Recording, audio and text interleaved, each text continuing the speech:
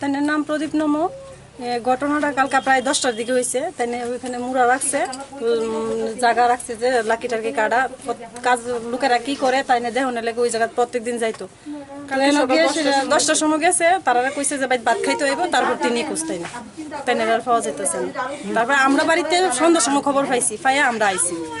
এর আগে তো তাদের খোঁজাখুঁজি হয়েছে, আমরা হয়ও খোঁজাখুঁজি করছি, পাইছে না। বিভিন্ন জায়গাত খোঁজাখুঁজি করা হয়েছে, পাইছে না।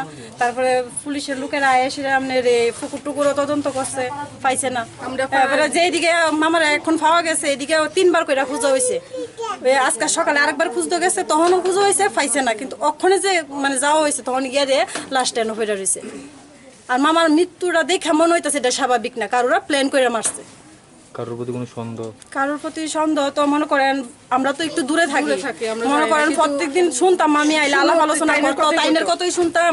আর এই যে তাইনের তপন সরকার, এরপরে তার নাম নাকি অমৃত সরকার, এরপরে ওইদিকে যে মন্ডল মামি আইলে এইসব আমরা লোক আলোচনা করতো যে দেখ বাড়িতে শান্তি মতো থাকতে পারতেছি না, তারা এই ঢিলা বাড়ির ভিতরে মারতো।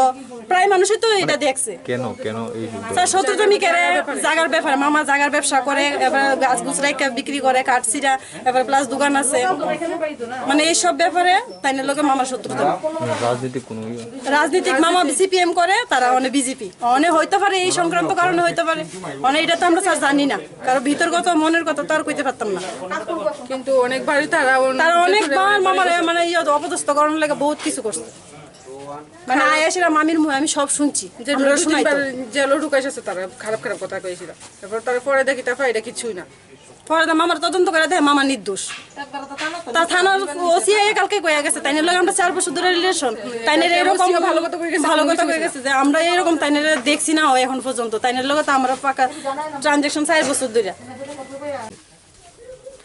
পরিবার পরিজনদের সাথে আমরা কথা বলেছি, কথা বলে এই মুহূর্তে ওনারা 2-3 জন সন্দেহভাজনের নাম বলছে, যারা হয়তো উনাকে যদি পরিকল্পিত খুন করতে পারে বলে ওদের প্রাথমিক ধারণা।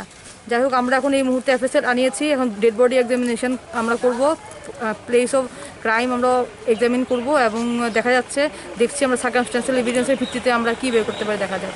ওনারা 2-3 জনের নাম বলেছে, আমরা ওদেরকেও জিজ্ঞাসাবাদ চালাবো এবং অন্য কিছু থাকলে পরবর্তী সময় আমরা এটাকে মার্ডার কেস রেজিস্টার করবো।